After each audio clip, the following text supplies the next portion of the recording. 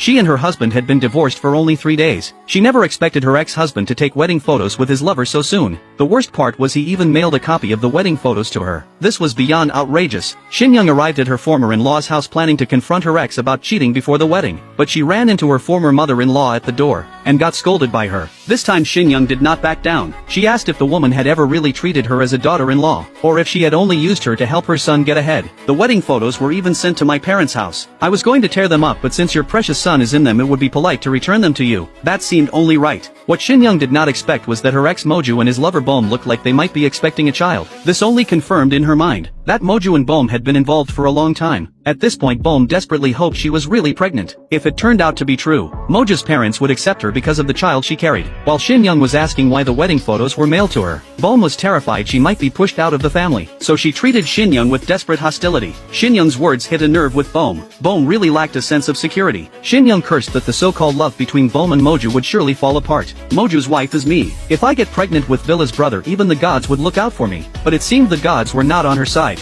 Bohm overheard that Villa was secretly on the phone with her mother. What made Bohm fearful was, Villa seemed to be getting her memory back. 总是会梦见有一个货车，还有一个阿姨一直追我。维拉，不要记得关于我的事，拜托了。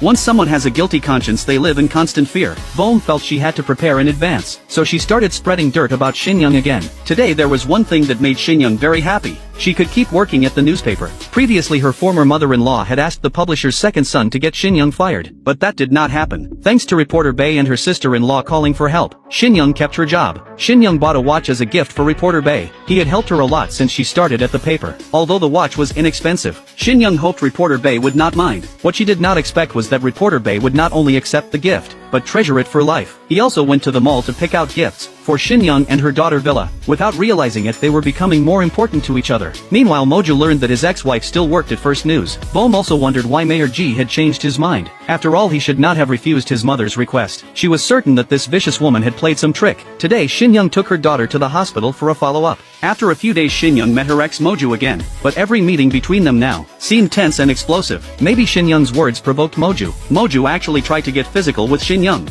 你若敢碰她一下，我绝不会放过你。